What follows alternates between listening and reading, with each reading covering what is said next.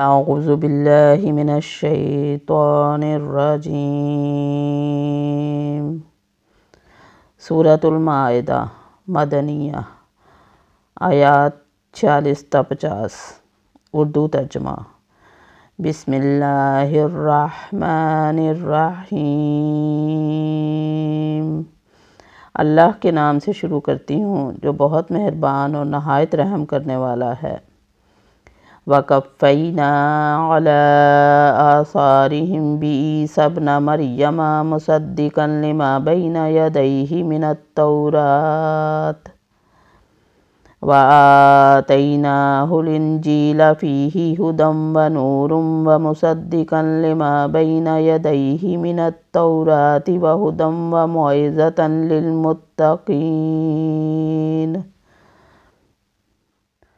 اور ہم نے ان کے پیچھے عیسیٰ ابن مریم کو بھیجا جو اپنے سے پہلے کی کتاب یعنی تورات کی تصدیق کرنے والے تھے، اور ہم نے انہیں انجیل عطا فرمائی جس میں نور اور ہدایت تھی، اور اپنے سے پہلے کی کتاب تورات کی تصدیق کرتی تھی، اور وہ سراسر ہدایت اور نصیحت تھی پارسا لوگوں کے لیے۔ وَلْيَحْكُمْ أَهْلُ الْإِنْجِيلِ بِمَا أَنزَلَ اللَّهُ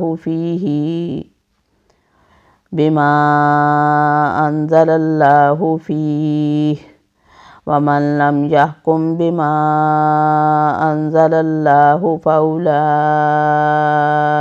هُمُ الْفَاسِقُونَ۔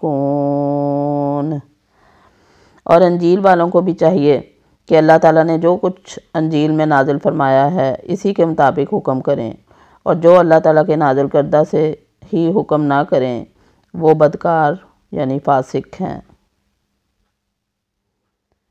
وَأَنزَلْنَا إِلَيْكَ الْكِتَابَ بِالْحَقِّ مُصَدِّقًا لِمَا بَيْنَ يَدَيْهِ مِنَ الْكِتَابِ وَمُهَيْمِنًا عَلَيْهِ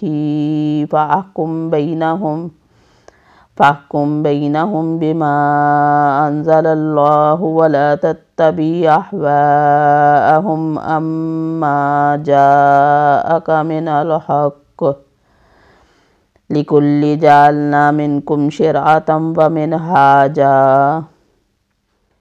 وَلَوْ شَاءَ اللَّهُ لَجَعَلَكُمْ أُمَّةً وَاحِدَةً وَلَكِنْ لِيَبْلُوَكُمْ فِيمَا آتَاكُمْ فَاسْتَبِقُوا الْخَيْرَاتِ إِلَى اللَّهِ مَرْجِعُكُمْ جَمِيعًا فَيُنَبِّئُكُم بِمَا كُنتُمْ فِيهِ تَخْتَلِفُونَ۔ اور ہم نے آپ کی طرف حق کے ساتھ یہ کتاب نازل فرمائی جو اپنے سے اگلی کتابوں کی تصدیق کرنے والی ہے اور ان کی محافظ ہے، اس لیے آپ ان کے آپس کے معاملات میں اسی اللہ کی اتاری ہوئی کتاب کے ساتھ حکم کیجیے، اس حق سے ہٹ کر ان کی خواہشوں کے پیچھے نہ جائیے۔ تم میں سے ہر ایک کے لیے ہم نے ایک دستور اور راہ مقرر کر دی، اگر منظور مولا ہوتا تو تم سب کو ایک ہی امت بنا دیتا، لیکن اس کی چاہت ہے کہ جو تمہیں دیا ہے اس میں تمہیں آزمائے۔ تم نیکیوں کی طرف جلدی کرو، تم سب کا رجوع اللہ ہی کی طرف ہے، پھر وہ تمہیں ہر وہ چیز بتا دے گا جس میں تم اختلاف کرتے رہتے تھے۔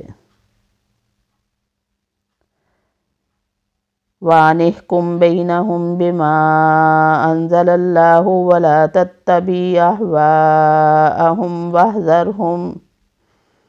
وَاحْذَرْهُمْ أَن يَفْتِنُوكَ عَن بَعْضِ مَا أَنزَلَ اللَّهُ إِلَيْكَ فَإِن تَوَلَّوْا فَاعْلَمْ أَنَّمَا يُرِيدُ اللَّهُ أَن يُصِيبَهُم بِبَعْضِ ذُنُوبِهِمْ وَإِنَّ كَثِيرًا مِّنَ النَّاسِ لَفَاسِقُونَ۔ آپ ان کے معاملات میں اللہ کی نازل کردہ وحی کے مطابق ہی حکم کیا کیجیے، ان کی خواہشوں کی تابعداری نہ کیجیے، اور ان سے ہوشیار رہیے کہ کہیں یہ آپ کو اللہ کے اتارے ہوئے کسی حکم سے ادھر ادھر نہ کریں۔ اگر یہ لوگ منہ پھیر لیں تو یقین کریں کہ اللہ کا ارادہ یہی ہے کہ انہیں ان کے بعض گناہوں کی سزا دے ہی ڈالے، اور اکثر لوگ نافرمان ہی ہوتے ہیں۔ آفا حکم الجاہلیتی یبغون ومن احسن من اللہ حکما لقوم یوقنون۔ کیا یہ لوگ پھر سے جاہلیت کا فیصلہ چاہتے ہیں؟ یقین رکھنے والے لوگوں کے لیے اللہ تعالیٰ سے بہتر فیصلے اور حکم کرنے والا کون ہو سکتا ہے؟ صدق اللہ العظیم۔